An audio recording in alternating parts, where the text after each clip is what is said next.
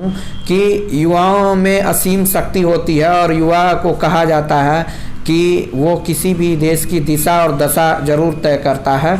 तो इसलिए अपनी जो क्षमता है, अपनी शक्ति है, उसका सकारात्मक और रचनात्मक प्रयोग करिए और ये देश आपके ही शक्ति से विश्व गुरु बनेगा।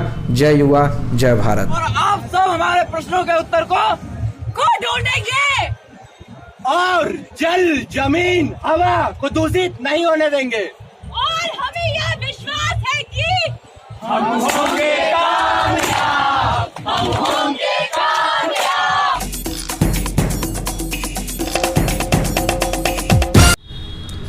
नमस्कार, मेरा नाम है सुशांत और आप देख रहे हैं द पॉइंट मीडिया। आज हम बात करेंगे एक ऐसे शख्स से जिन्होंने बेहद ही कम उम्र में एक नायाब पहचान बनाई है और खूब नेक काम कर रहे हैं सोशल वर्क के क्षेत्र में। जी हाँ, मेरे साथ हैं यूथ पावर एसोसिएशन गोरखपुर के फाउंडर शिव प्रसाद शुक्ला जी। शिव प्रसाद शुक्ला जी, आपका बहुत बहुत स्वागत है द पॉइंट मीडिया पर। धन्यवाद, आपने मुझे यहाँ पे बुलाया, इसके लिए आपका बहुत बहुत आभार।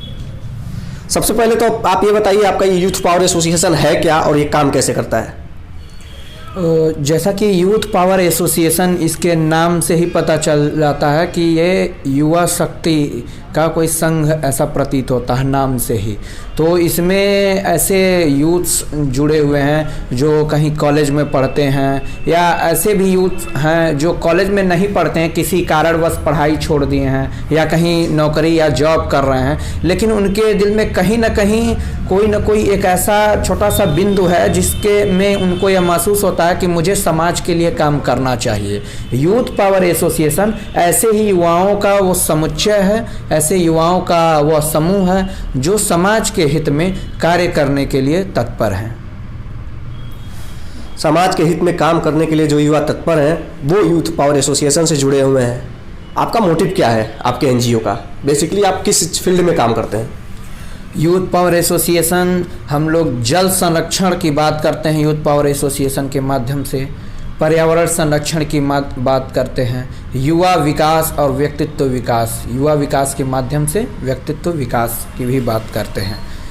और केवल बात ही नहीं करते हैं, हम लोग ग्राउंड लेवल पर काम भी कर रहे हैं। उसके लिए हम लोग स्कूल लेवल से ही शुरुआत करते हैं, जहां बच्चा कोई स्कूल में ही पढ़ रहा है उनको हम वर्कशॉप के माध्यम से, विभिन्न तरह के प्रतियोगी परीक्षाओं के माध्यम से, सेमिनार के माध्यम से, संगोष्ठियों के माध्यम से, अन्य समसामयिक गतिविधियों के माध्यम से उनको जागरूक करके उनको समाज से जोड़ने का प्रयास करते हैं। उनको पानी का महत्व बताते हैं, उनको ये प्रेरित करते हैं कि हम अपने पर्यावरण की रक्षा कैसे कर सकते हैं, और अपने तो कर सकते हैं लेकिन समाज को भी पर्यावरण की रक्षा सुरक्षा करने के लिए प्रेरित कैसे कर सकते हैं, ये काम करती है हमारी संस्था। अभी गोरखपुर महोत्सव बीते दिनों समाप्त हुआ है और उसमें आपका नुक्कड़ नाटक काफ़ी फेमस रहा था। इस नुक्कड़ नाटक के आइडिया के बारे में बताइए, मतलब ये किस तरह से प्रेरित करते हैं लोगों को आप इसके माध्यम से? और आप सब हमारे प्रश्नों के उत्तर को ढूंढेंगे और जल, जमीन, हवा को दूषित नहीं होने देंगे। और हमें यह विश्वास है कि हम होंगे कामयाब, हम होंगे कामयाब, हम होंगे कामयाब एक दिन। ओ मन में है विश्वास, पूरा है विश्वास, हम होंगे कामयाब एक दिन। होंगे कामयाब एक दिन। धन्यवाद। जैसे कि मैं ये कहता हूँ कि अपनी बात कहने का सबसे आसान और लाजवाब तरीका होता है नुक्कड़ नाटक माध्यम से। अगर मैं किसी को डायरेक्ट स्पीच दे रहा हूँ, भाषण दे रहा हूँ, तो भारत एक ऐसा देश है जहाँ पे लोग सुनना कम सुनाना ज़्यादा पसंद करते हैं। तो अगर आप अगर सिनेमा हॉल में जाते हैं, सिनेमा हॉल में वहाँ पे बैठे बैठे 3 घंटे का मूवी बिना बोरियत के देख लेते हैं, क्योंकि वो जो है वो कोई ना कोई ऑडियो और वीडियो के माध्यम से दिखाया जाता है। उसके जो किरदार होते हैं एक्टिंग करते हैं, अभिनय के माध्यम से करते हैं और वो बताते हैं और उसके माध्यम से संदेश भी देते हैं। तो नुक्कड़ नाटक भी ऐसा ये रोचकता पैदा करता है। जब हम कहीं चौराहे पे, कहीं पब्लिक प्लेस पर खड़े होकर के उनको भाषण ना दे करके उनको एक अभिनय के माध्यम से और हास्य व्यंग के माध्यम से जब कोई बात समझाते हैं, कोई सामाजिक सरोकार से जुड़ी हुई उनको बात करते हैं, तो उन तक बात बहुत आसानी से पहुंच जाती है और लोग खड़े होकर के बड़े ध्यान से उस बात को समझते भी हैं। आपके इस एनजीओ का विस्तार कहाँ तक है? मतलब आपने गोरखपुर के किन किन क्षेत्रों में काम किया है आपने? गोरखपुर में अभी तो गोरखपुर के लगभग हम लोग नगर निगम में भी काम कर रहे हैं। नगर निगम के 70 वार्ड जो हैं उस पर काम कर रहे हैं। धीरे धीरे ग्रामीण स्तर पर भी हम लोग वहाँ तक पहुँच अपनी बढ़ा रहे हैं। जैसे कि गोरखपुर के उरवा में हमारे पास टीम बन गई है, कौड़ीराम में भी हम लोग कार्यक्रम कर चुके हैं। धीरे धीरे और भी बढ़ा रहे हैं। ये गोरखपुर में तो काम कर ही रहे हैं, इसके साथ हमारी टीम एक लखनऊ में भी बन चुकी है, फिर बलरामपुर में भी हमारे पास टीम है और बहुत जल्द ही हम लोग संत कबीर नगर में भी टीम की घोषणा कर देंगे, वहाँ पे भी टीम होगी। मेरा एक प्रयास है कि जितने ज़्यादा यूथ जुड़ेंगे, जहाँ से भी जुड़ सकते हैं उनको जोड़ करके और उनके माध्यम से कहा जाता है कि युवाओं में एक असीम ऊर्जा होती है और उस ऊर्जा का जो है हम एक सकारात्मक प्रयोग करें, उनकी रचनात्मक प्रयोग करें और इन्हीं युवाओं को जोड़ करके हम उनको समाज के हित में इन्फ्लुएंस कर सकें। यूथ पावर एसोसिएशन इसी काम में अपना पूरा लगा हुआ है। मैं धीरे धीरे कोशिश करूंगा कि हम लोग यूथ पावर एसोसिएशन के माध्यम से उत्तर प्रदेश के सभी जिलों में हम लोग पहुंच बनाएं और वहां पर कि जो भी ऐसे यूथ हैं जो समाज के हित में कुछ करना चाहते हैं, जो जल संरक्षण के बारे में सोच रहे हैं, कुछ पर्यावरण के बारे में सोच रहे हैं, उनको उचित प्लेटफॉर्म नहीं मिल पा रहा है, उनको एक दिशा नहीं मिल पा रही है, वो दिशा देने का काम हम लोग करेंगे। तो जैसा आपने बताया कि गोरखपुर से बाहर भी हम इसका विस्तार कर रहे हैं, तो अगर गोरखपुर से बाहर या गोरखपुर में ही किसी ऐसे यूथ को जो आपसे जुड़ना चाहता हो तो हमारे कैमरे के सामने बताइए ताकि उस तक आवाज़ पहुँचे कि कैसे जुड़ सकता है आपके साथ हो। गोरखपुर कहीं का भी अगर यूथ है, लोग हमारे सोशल मीडिया का प्लेटफॉर्म्स है, फेसबुक है, ट्विटर है, व्हाट्सएप है, इंस्टाग्राम है, कहीं पे भी YPA4 इंडिया के नाम से सर्च कर सकते हैं या यूथ पावर एसोसिएशन के नाम से सर्च कर सकते हैं। उसमें मैसेज करेंगे, हमारे पास कम्युनिकेशन टीम है, कम्युनिकेशन हेड हैं अंकित मौर्य जी, लखनऊ में ही वो रहते हैं, वो आपसे संपर्क करेंगे कहीं से भी और फिर उसके बाद से हमारी टीम उनको सपोर्ट करेगी। वहाँ पे वो कैसे काम कर सकते हैं, क्या क्या काम करेंगे, हम लोग उनका किस तरह से सपोर्ट कर सकते हैं, वो पूरा उनको बताया जाएगा। हमारी टीम पूरी तरीके से उनको सपोर्ट करेगी। बाकी हमारा एक फॉर्म वगैरह भी है जो गूगल फॉर्म है, जब वो हमसे कांटेक्ट करेंगे तो उनको व्हाट्सएप के थ्रू, ईमेल्स के थ्रू, किसी भी माध्यम से उन तक पहुँचा दी जाएगी। बहुत ही सराहनीय प्रयास है आपका। शिव जी, आप ये बताइए कि आपके इस एनजीओ को लोगों के द्वारा या प्रशासन के द्वारा या जो भी महकमे हैं उनके द्वारा कितना सपोर्ट मिल रहा है और किस तरह से सपोर्ट मिल रहा है? जैसा कि ये मैं कहूँ तो कहा जाता कि अकेला चना भाड़ नहीं फोड़ता है और ये मेरे लिए तो एकदम सही बात है कि मैं यहाँ पे अकेले कुछ नहीं हूँ। जो भी है ये सब समाज के ही सहयोग से यहाँ तक पहुँचे हैं। जब कोई काम के लिए मैं निश्चित कर लिया हूँ या कोई भी व्यक्ति निश्चय करता है कि मुझे ये करना है तो उसकी जिम्मेदारी वो स्वयं की होती है। उसे ये नहीं रखना चाहिए कि मेरी कोई हेल्प करेगा ही। मैंने तय किया है कि मुझे समाज सेवा करना है, कोई हेल्प करे तो ना करे तो भी मुझे हर हाल में करना है। 100 लोगों के पास जाते हैं, 2-4 लोग जरूर उसमें सहयोग करते हैं। धीरे धीरे और ये संख्या जैसे जैसे हम लोग काम कर रहे हैं लगातार बढ़ रही है। प्रशासन का भी समय समय पर सहयोग मिलता है, कहीं कहीं पर नहीं भी मिलता है, लेकिन मिलता तो है। एटलीस्ट धीरे धीरे प्रयास कर रहे हैं, मैं कोशिश कर रहा हूँ और लोग भी सहयोग कर रहे हैं। हमारे जितने शिक्षक रहे हैं, हमारे जितने गुरु लोग रहे हैं, हमारे जितने मित्र हैं, उन सभी का सहयोग मिला। हमारे जितने सीनियर्स हैं वो आज तक, जो मैं अपने बचपन से जो हमारे जो सीनियर रहे हैं वो आज तक अभी भी हम लोगों को समय समय पर सपोर्ट करते हैं। कहीं फाइनेंशियली सपोर्ट करता है, कोई फिजिकली उपस्थित होकर के सपोर्ट करता है। कहते हैं ना कि प्रत्यक्ष और अप्रत्यक्ष हर तरीके से सपोर्ट मिल रहा, तभी तो धीरे धीरे हम लोग यहाँ तक पहुँच रहे हैं। और हर एक व्यक्ति को ये जरूरी ये दिमाग में बैठा लेना चाहिए कि केवल दूसरे के ही भरोसे कोई काम शुरू भी नहीं किया जाना चाहिए।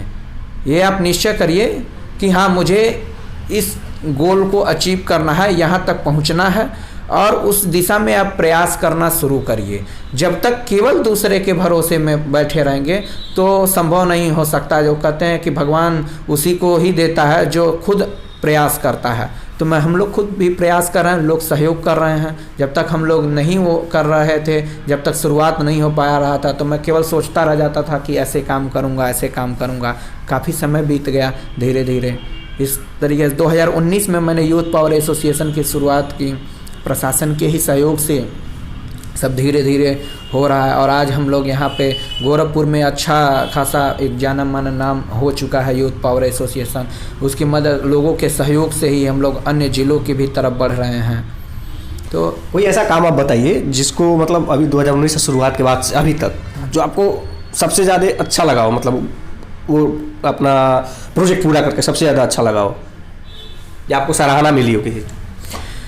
जब कोई भी संस्था जब नई होती है तो उसके चैलेंजेस भी बहुत ज़्यादा होते हैं। जब हमारी संस्था जब नई बनी, जून 2019 में ये रजिस्टर्ड हुई संस्था, और जून 2019 में जब रजिस्टर्ड हुई तो उसके बाद से हम लोगों का एक फोकस था कि हम लोग पहला कार्यक्रम करेंगे, कैसे होगा, किस तरह से होगा। फाइनेंशियली बहुत सारे प्रॉब्लम थे, कई तरह के चैलेंजेस थे।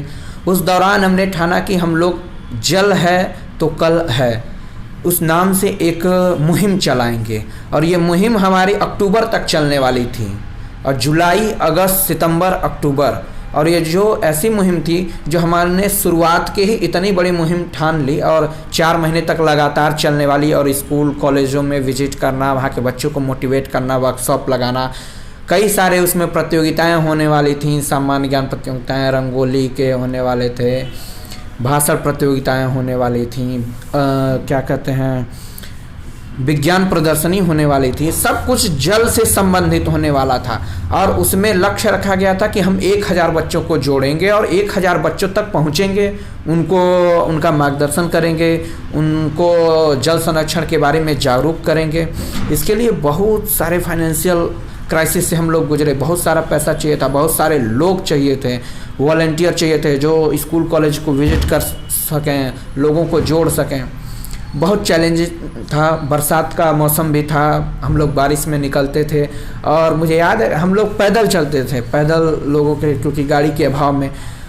बारिश होता था, बारिश में भीग जाते थे, फिर धूप निकल जाता था, भीग कर सूख भी जाते थे। उसी में कभी कभी गुस्सा भी आता था। कहीं कहीं हम लोग जब जाते थे स्पॉन्सरशिप के लिए तो कहीं कहीं मतलब मिलता था, कहीं कहीं नहीं भी लोग कहते थे, कहीं पे विश्वास दिलाते थे लोग, लेकिन उस समय कोई मदद तो नहीं कर पा रहा था, क्योंकि शुरुआत तो करनी ही थी और फाइनेंशियली पूरी तरीके से जीरो पर थे।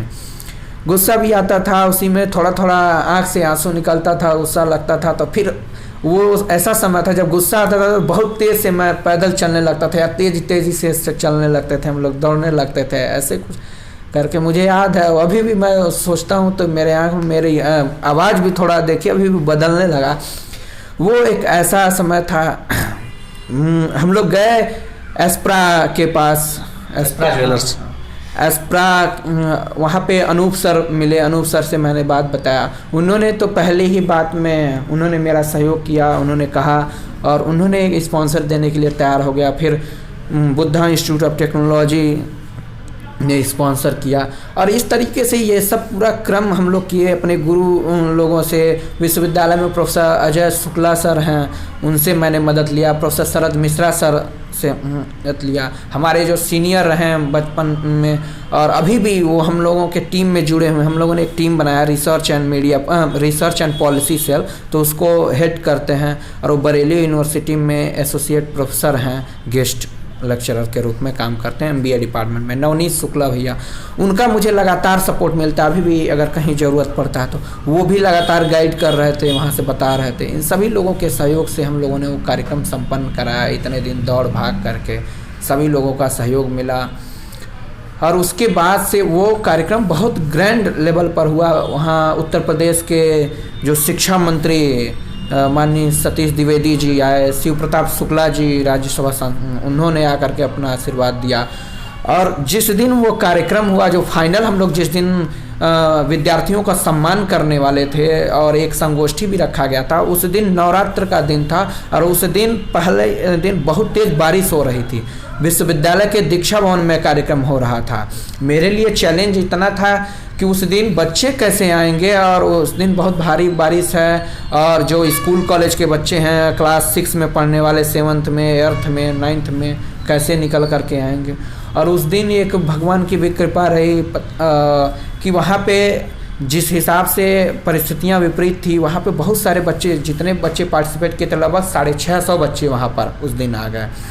तो एक भगवान ने भी लाज रख ली और मेहनत जो हम लोग किए थे उसका भी फल मिला। वो कार्यक्रम मुझे बहुत प्रेरित किया कि जब हम लोग पहला एक कार्यक्रम कराए और उस कार्यक्रम का आप यकीन करें लगभग उसमें हम लोगों ने 2 लाख के लगभग रुपए में हम लोगों ने खर्च किया। और उससे मुझे मिला कि हाँ ठीक है, आप कोई भी कार्यक्रम करें तो आप कोई ऐसा धन के अभाव में कार्यक्रम रुक नहीं सकता। बस ये है कि आपको मेहनत ज़्यादा करना पड़ेगा। लोग हैं जहाँ इस समाज में, अच्छे लोग भी हैं बुरे लोग भी हैं, बस हमें पहचान करके अच्छे लोगों के पास पहुँचना है जो मदद करने के लिए तैयार रहते हैं। अगर आप मेहनत करते हैं तो ऊपर वाला ज़रूर सुनता है। शुरुआत अच्छी हो तो हौसला भी मिलता है जी। अभी आप किन चीज़ों पे काम कर रहे हैं फिलहाल? अभी हम लोग जो स्कूल लेवल पर जो काउंसलिंग है, जो बच्चों की जो वर्कशॉप लगाने के लिए, उनको हम ये कोशिश कर रहे हैं कि कोई भी ऐसा बच्चा है, स्टूडेंट है, छात्र है, वो अपने पढ़ाई के जीवन से ही उनके दिमाग में आने लगे कि जो जल है, जो वाटर है, ये मेरे लिए ज़रूरी है। और उनको वर्कशॉप के माध्यम से धीरे धीरे उनके दिमाग में फिट करने का कोशिश किया जा रहा है। कुछ एग्जाम्पल दीजिए इसके, किस तरह से बताते हैं?